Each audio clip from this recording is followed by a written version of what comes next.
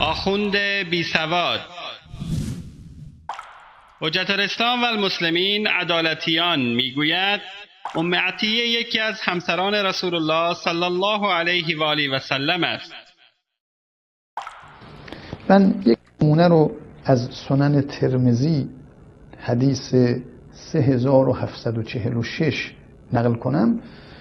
اونجا میگوید که از قول ام عطیه یکی از همسران رسول خدا،